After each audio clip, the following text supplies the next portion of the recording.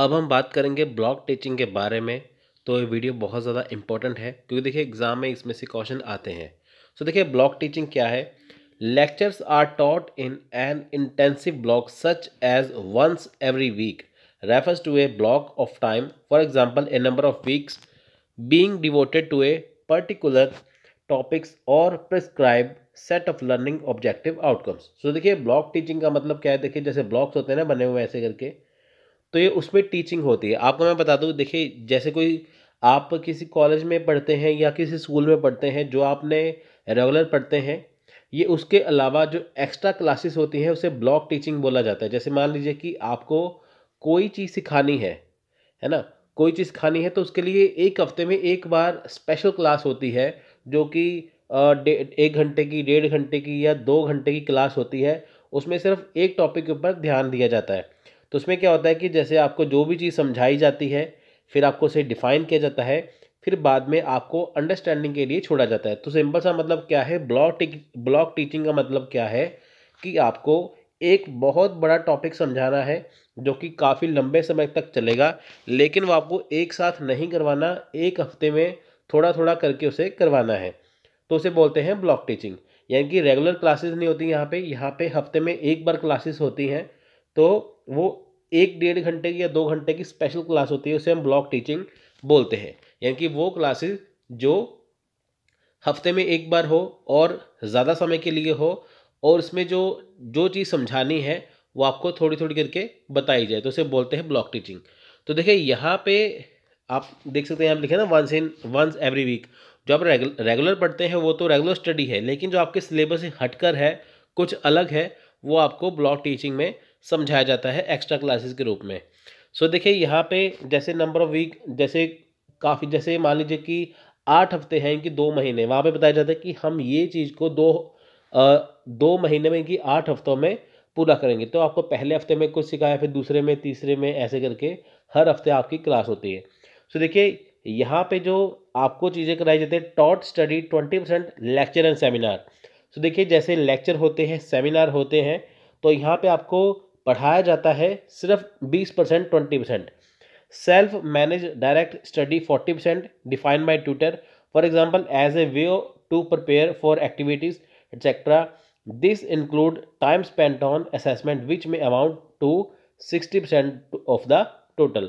यानी कि देखिए पहले आपको 20% उन्होंने पढ़ाया, उसके बाद देखिए जो उन्होंने पढ़ाया है वो उसमें 45% उसमें वो चीज़ को डिफाइन करते हैं ट्यूटर्स। देखिए जो ट्यूटर्स होते हैं, जो आपको चीज़ को समझाते हैं, है ना, जो आपको चीज़ को समझाते हैं।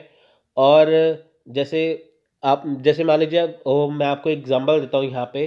जैसे मान लीजिए कि आपको उन्होंने जो पहले चीज़ पढ़ा दी, यानी कि जो टॉपिक है उसमें आपको उन्होंने 20% टॉपिक का पढ़ाया, उसमें आपको उन्होंने लेक्चर दिया 20%। उसके बाद देखिए फिर 40% उन्होंने उसे डिफ़ाइन किया, जो उन्होंने पढ़ाया फिर उसे वो एक्सप्लेन करते हैं, डिफ़ाइन करते हैं। ठीक है, तो 45% डिफ़ाइन हो गया, 20% पढ़ाया हो गया, तो टोटल हो गया 65%। बाकी का जो 35% बचता है वो स्टूडेंट के ऊपर छोड़ दिया जाता है। स्टूडेंट के ऊपर वो छोड़ा जाता है कि उन्हें ये देखना है कि जो उन्हें पढ़ाया गया है कि उन्हें समझ में आया है कि नहीं, या जो पढ़ाया उसमें क्या सही है क्या गलत है, उनके ऊपर छोड़ना। यानी कि 65% काम है टीचर का, 35% काम समझना है यहाँ पे स्टूडेंट का। तो टोटल मिला के बनते हैं 100%। 20% आपको वो लेक्चर देंगे, 45% आपको वो पढ़ाएंगे, 35% आपको वो सोचने के लिए देंगे। आपको डिफाइन करना होता है, वो चीज़ों को समझना होता है। तो ये चीज़ें मिलके बनती हैं। यहाँ पे लिखा है 60% ऑफ द टोटल, मतलब जैसे मान लीजिए कि 1 घंटे का लेक्चर है, ठीक है, 1 घंटे का लेक्चर है, इसका 60% देख लीजिए। 1 घंटे का जो लेक्चर है, आधे से ज़्यादा यानी कि देखिए 45 मिनट जो होते हैं वो यहाँ पे जाते हैं टीचर के, बाकी के जो 15 मिनट हैं वो आपको देते हैं। तो ब्लॉक टीचिंग यही होती है कि आपको स्पेशल क्लास में कुछ एक्स्ट्रा टॉपिक पढ़ाए जाते हैं जो आपके स्कूल या कॉलेज के सिलेबस से संबंधित नहीं होते, वो सेमिनार के रूप में होते हैं। तो होते हैं ना कॉलेज में सेमिनार लगते हैं, लगातार लगते हैं सेमिनार, हर हफ्ते लगते हैं, तो वो लंबी लंबी क्लासेस होती हैं। ठीक है, वो चीज़ें इसमें आती हैं। सो देखिए यहाँ पे ब्लॉक टीचिंग के style where lecture, tutorial, and other form of teaching are provided in intensive block, sometimes as short as week, and student learning is compressed, typically with the student studying only one course at a time.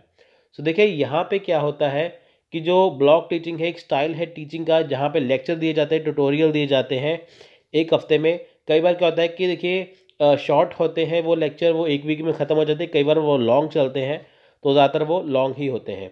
So it is a method in which teachers टे long classes. देखिए इसमें teacher long classes लेते हैं, जैसे 8 हफ्ते की classes है, 12 हफ्ते की क्लास है, तो इसमें आपको वो समझाते हैं। Student study one course at time. देखिए आपको सिर्फ एक बार में एक कोर्स कर सकते हैं। Continuous interaction between student and teacher. इससे क्या है, देखिए स्टूडेंट और जो टीचर होते हैं उनमें क्या है, आपस में हर हफ्ते के आपस में इंटरेक्शन बना रहता है। मान लीजिए आपको टीचर ने एक हफ्ते में जो भी पढ़ा दिया, उसके बाद नेक्स्ट वीक में आपसे वो सवाल जवाब करेंगे, तो आप उनसे कनेक्ट रहेंगे। उसके बाद देखिए it can also indicate a way of organizing the school day using long class periods more than 60 minutes and typically 90 minutes long to incorporate more activities and material to engage the learner। अब देखिए यहाँ पे क्या है कि यहाँ पे जब विद्यार्थियों को यानी कि स्टूडेंट को जब शामिल किया जाता है, तो जैसे हमारे कॉलेज में स्कूल में लेक्चर होते हैं ना आधे घंटे के 45 मिनट के, तो ये उससे बड़े होते हैं, जैसे 60 मिनट का 90 मिनट का। क्यों ये बड़े क्यों रखे जाते हैं कि ताकि आपको इसमें और ज़्यादा अच्छे से समझाया जाए, ताकि लर्नर इनके साथ एंगेज रहे। It can be use to make time allocation more flexible to enhance activity such as project and problem based learning. तो देखिए यहाँ पे बहुत ज़्यादा टाइम भी इसे अलाउ किया जाता है कि ताकि फ्लेक्सिबल टाइम होगा, इसमें बच्चों को एक्टिविटी देखने को मिलेगी और यहाँ पे प्रॉब्लम बेस्ड लर्निंग होगी। प्रॉब्लम बेस्ड लर्निंग का मतलब होता है कि जैसे आपने जो कुछ सीखा, लर्नर जो कुछ सीखते हैं, अगर उनको प्रॉब्लम आती है तो वो अपनी प्रॉब्लम को हाथों हाथ सॉल्व करवा सकते हैं। तो ये चीज़ें इसमें आती हैं, ठीक है। तो ये है आपकी ब्लॉक टीचिंग। अभी हम बात करते हैं यहाँ पे चेन नोट्स के बारे में। तो चेन नोट्स होते क्या हैं? सो देखिए यहाँ पे चेन नोट्स मैं आपको सिंपल से शब्दों में बताता हूँ, आपको आसानी से समझ में आ जाएगा। देखिए क्लास में टीचर ने बच्चों को एक टॉपिक समझा दिया, ठीक है, ABCD कोई भी टॉपिक है, बच्चों को टॉपिक समझा दिया। अगर टीचर बच्चे से पूछेंगे कि क्या आपको टॉपिक समझ में आया, तो बच्चे सर हिला देंगे, हाँ हमें समझ में आया। कोई बच्चा उठ के ये नहीं बोलेगा कि मेरे को समझ में नहीं आया, क्योंकि उसे लगेगा कि मेरी इंसल्ट ना हो जाए, तो उससे बचने के लिए वो झूठ बोल देते हैं कि हाँ मुझे समझ में आया।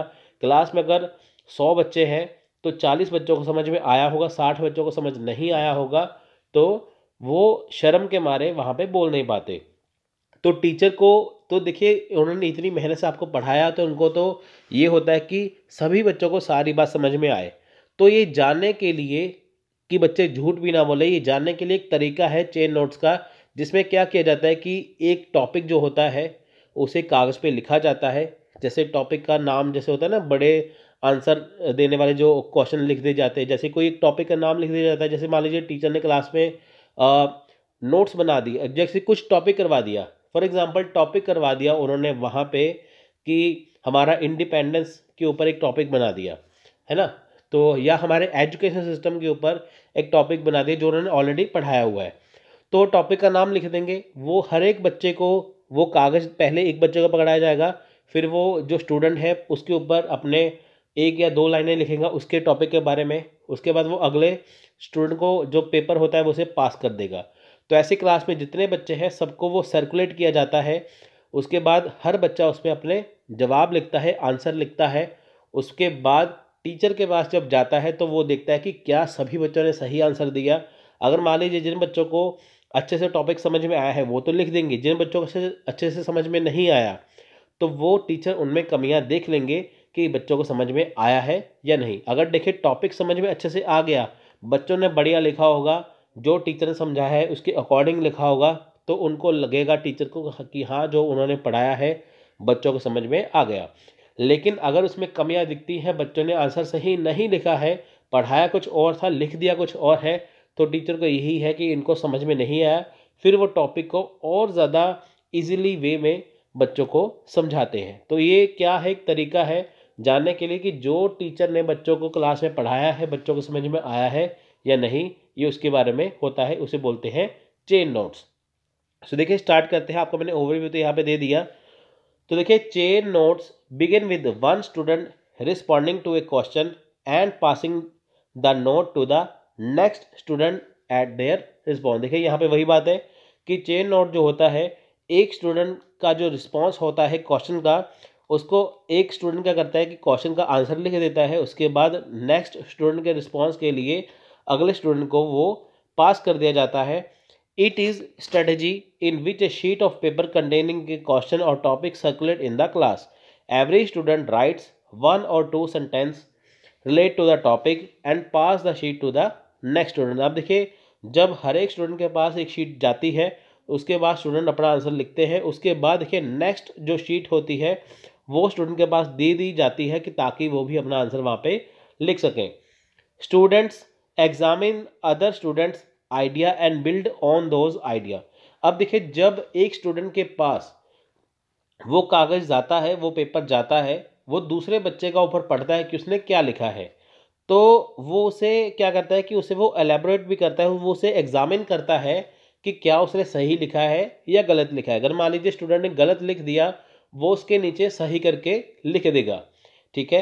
तो स्टूडेंट को भी समझ में आ जाता है कि क्या दूसरे बच्चों को समझ में आ रहा है कि नहीं, तो वो एग्जामिन कर लेगा। अगर देखिए आपको टॉपिक अच्छे से समझ में आया है, दूसरा बंदा आंसर उसका गलत लिख रहा है, तो आप उसे जज कर लेंगे कि वो सही लिख रहा है कि गलत लिख रहा है। तो ऐसे स्टूडेंट वो उसे एग्जामिन कर लेते हैं। They can use to check student level of understanding of concept and misconception. तो देखिए यहाँ पे क्या है, वो चेक कर सकते हैं स्टूडेंट का लेवल ऑफ अंडरस्टैंडिंग कितना है, क्या उसे कॉन्सेप्ट स्टूडेंट को समझ में आया है, और क्या मिसकंसेप्शन है, यानी कि कितनी बातें उसे टॉपिक के रिगार्डिंग समझ में आई हैं और कितनी बातें उसे समझ में नहीं आई हैं। It's a simple strategy to gauge student understanding of the topic. तो देखिए ये एक सिंपल सी ये एक देखिए सिंपल सा तरीका, एक सिंपल सी स्ट्रेटजी है जो स्टूडेंट का अंडरस्टैंडिंग लेवल चेक करना कि क्या उसे टॉपिक समझ में आया है या नहीं, ये एक परखने की सरल नीति है जिसे हम हिंदी में कह देते हैं, ठीक है। तो ये वो चीज़ होती है। सो देखिए यहाँ पे इसके लिए दो तरीके हैं। पहला तरीका देखिए क्या है, write an open ended question on the front of an envelope and pass it around the class.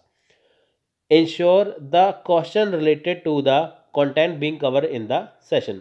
अब देखिए यहाँ पे एक ओपन एंडेड यहाँ पे क्वेश्चन लिखा जाता है फ्रंट ऑफ द एनवेल्प के ऊपर। एनवेल्प का मतलब देखिए कागज होता है, जैसे एनवेल्प होता है ना, एनवेल्प के ऊपर देखिए क्या है कि कागज लिया जाता है, एनवेल्प के अंदर डाल दिया जाता है। यहाँ पे आपको मैं बता देता हूँ, देखिए सिंपल से तरीके हैं। आप देखिए यहाँ पे एक कागज लिया जाता है, उसके ऊपर क्वेश्चन लिख के एनवेल्प के अंदर डाल के दूसरे बच्चों को पास कर दिया जाता है, तो ऐसे ही पूरे क्लास में वो सर्कुलेट होता है, ठीक है। एक तो वो तरीका हो गया। तो वो इसमें वही टॉपिक टीचर इसमें पूछते हैं जो क्लास में कवर किए। ऐसा नहीं है कि टॉपिक कोई और करवाया है, पूछा कोई और है, ऐसा बिल्कुल नहीं है। Each student write a short answer on a piece of paper, place it in the envelope and pass the envelope on. So देखिए यहाँ पे हर एक स्टूडेंट क्या है कि ये अपना एक शॉर्ट आंसर लिखेगा उसके बारे में, तो वो एनवेल्प के ऊपर जैसे क्वेश्चन के ऊपर जो होता है ना पेपर, उसके ऊपर लिख के एनवेल्प के अंदर डाल के आगे स्टूडेंट को वो दे देंगे। Review response identifying any pattern gap or misunderstanding in the student knowledge. अब देखिए इसे स्टूडेंट की जो नॉलेज है, मिसअंडरस्टैंडिंग है, उसका पैटर्न है, सब कुछ यहाँ पे रिव्यू किया जाता है। The response can be use to prompt discussion in the next teaching session और to refocus your teaching to meet the student needs.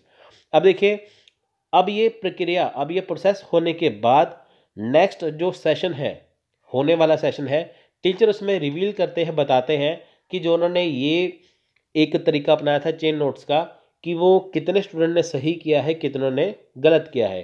तो अगर उन्होंने गलत किया होगा तो उनको और अच्छे से समझाएंगे जो स्टूडेंट की ज़रूरत है। अगर उनको लगता है कि स्टूडेंट को मैंने चीज़ करवाई थी, उनको मुश्किल लगती है, कहाँ पे बार बार गलती हो रही, तो वो गलती को सुधार के और अच्छे से करवाते हैं।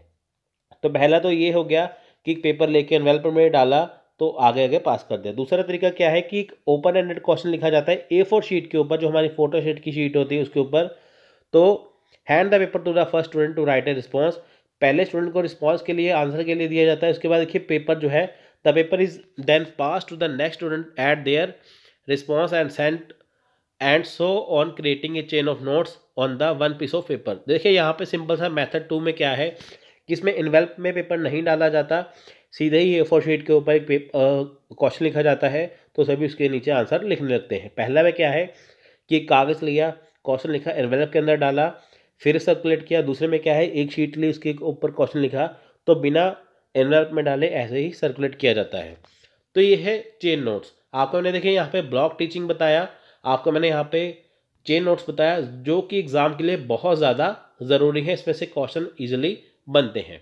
सो आई होप आपने वीडियो लाइक की होगी। So thanks for watching, take care, जय हिंद।